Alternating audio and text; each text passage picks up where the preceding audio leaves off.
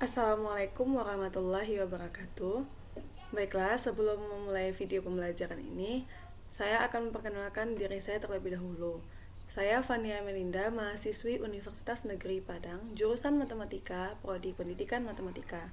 Kali ini saya akan memberikan sebuah video pembelajaran mengenai nilai mutlak pada kelas 7 SMP. Materi pokok yang akan saya ambil adalah mengenai persamaan nilai mutlak.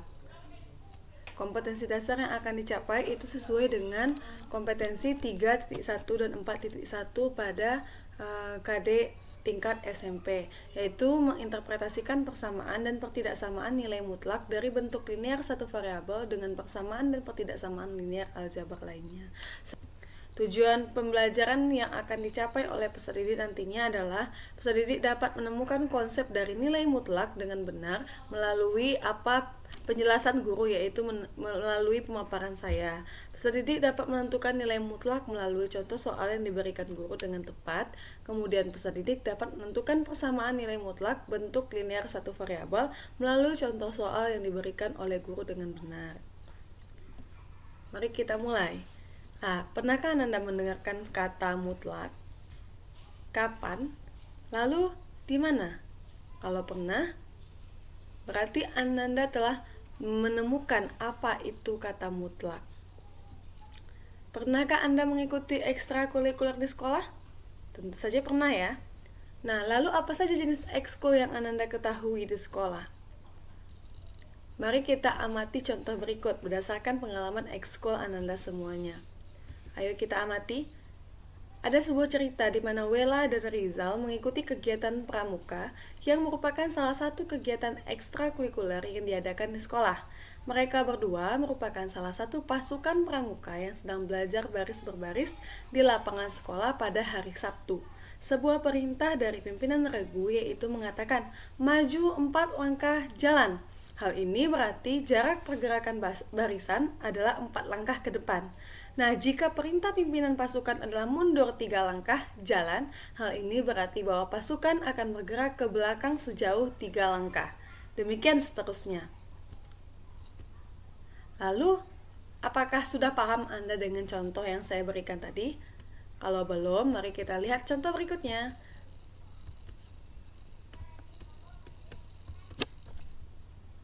Nah, Paulina bermain lompat-lompatan di lapangan bersama Rizka.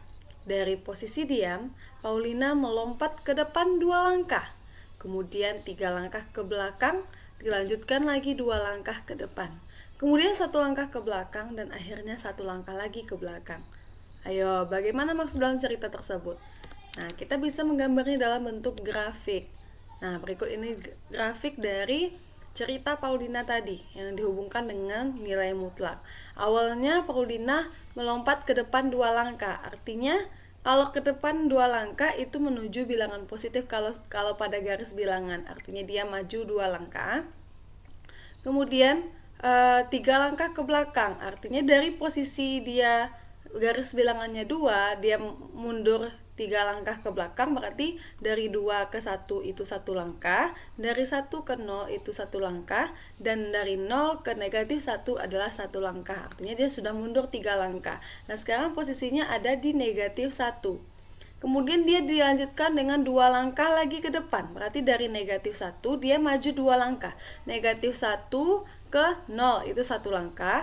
Dari 0 ke 1 itu juga 1 langkah. Berarti sudah 2 langkah. Maka Paulina sekarang berada di posisi 1.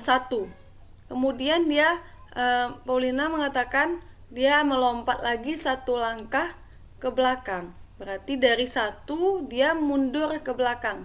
Jadi dia sekarang posisinya ada di 0. Dan akhirnya dia pun kembali lagi ke belakang 1 langkah. Maka dia berada di negatif 1. Jadi itu maksud dalam bentuk grafiknya. Tapi pada nilai mutlak itu adalah jarak antara bilangan itu sendiri dengan 0 pada garis bilangan real. Jadi jaraknya, kalau dia negatif 1 terakhir, jaraknya dengan 0 itu akan melambangkan nilai mutlak dari negatif 1 itu sendiri. Maka Berlakulah secara geometris bahwasanya nilai mutlak suatu bilangan adalah jarak antara bilangan itu sendiri dengan 0 pada garis bilangan real. Berarti dia tidak memiliki nilai, tidak memperhatikan arahnya di sana. Jadi mutlak itu nanti dilambangkan dengan garis 2, yaitu dilambangkan atau dikatakan dengan nilai mutlak. Lalu mari kita tentukan nilai mutlak dari bilangan berikut ini. Tadi telah dikatakan bahwasanya nilai mutlak itu adalah jarak dari bilangan 0. Nah, kalau dia nilai mutlak 5, berapa dia nilai mutlaknya? Yaitu 5. Dan kalau nilai mutlak negatif 3 adalah 3. Mari kita lihat nih, kalau ada tabelnya. Untuk bilangan non negatif, nilai mutlaknya adalah dia sendiri. Tapi kalau bilangan negatif, nilai mutlaknya adalah lawannya, yaitu negatif 2 nilai mutlaknya 2, negatif 3 nilai mutlaknya 3, dan negatif 4 nilai mutlaknya 4. Maka berdasarkan contoh setelah kita menentukan nilai mutlak tadi, kita bisa mendapatkan bahwasanya definisi nilai mutlak itu kalau misalkan ada X bilangan real dan dilambangkan dengan nilai mutlak X atau dibaca nilai mutlak X ya, maka dapat didefinisikan bahwasanya nilai mutlak X itu ada dua kemungkinan, di mana X-nya besar sama dengan 0 dan di mana negatif X jika X-nya kurang dari 0. Nah, itulah definisi dari nilai mutlak yang bisa kita ketahui atau yang bisa kita tangkap. Untuk persamaan nilai mutlak, itu akan kita ambil berdasarkan definisi nilai mutlak. Contohnya nih, misalnya, tentukan nilai mutlak dari X dikurang 3 untuk X bilangan real, ya kan?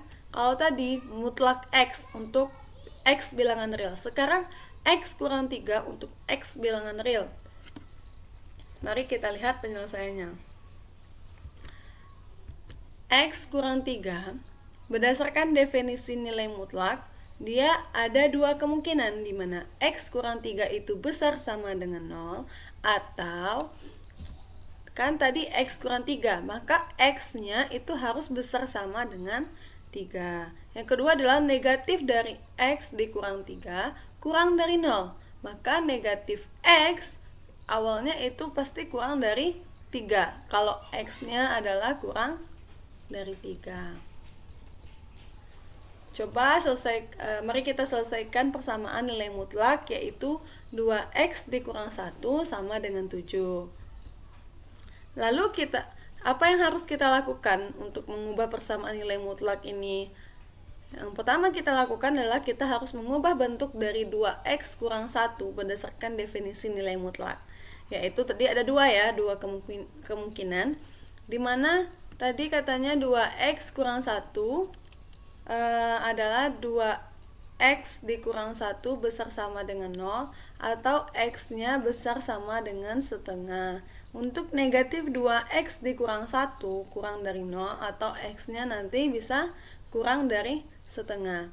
Untuk X kita ambil dua kemungkinan, karena tadi persamaannya adalah nilai mutlak 2X kurang 1 sama dengan 7, berarti yang akan kita ambil dua syaratnya, yaitu untuk X-nya besar sama dari setengah, dan untuk X-nya kurang dari setengah. Untuk X-nya besar sama dari setengah, yaitu 2X kurang 1, kita jadikan dia persamaan terlebih dahulu, itu sama dengan 7 sesuai dengan soalnya. Karena dia besar dari setengah ya, maka 2X-nya sama dengan 8. Maka X-nya adalah sama dengan 4. Benar nggak kalau X sama dengan 4 itu dia besar dari setengah? Ya, tentu ya. Kemudian kalau untuk X-nya kurang dari setengah, itu berlaku persamaannya negatif 2X ditambah 1 sama dengan 7. Berarti kita akan mengambilnya yang persamaan ini berdasarkan syarat ini, tapi persamaannya yang ini tetap. Maka negatif 2X sama dengan 6 dan X sama dengan negatif 3. Nah, mungkin setelah kita belajar Untuk 3 topik tadi sudah menentukan nilai mutlak, kemudian juga bisa menentukan bagaimana membentuk persamaan nilai mutlak berdasarkan definisi nilai mutlak, dan bisa menentukan penyelesaian dari persamaan nilai mutlak. Nah, baiklah, sekian dari video pembelajaran dari saya. Semoga bermanfaat bagi kita semua. Wabillahi taufik wal hidayah. Assalamualaikum warahmatullahi wabarakatuh.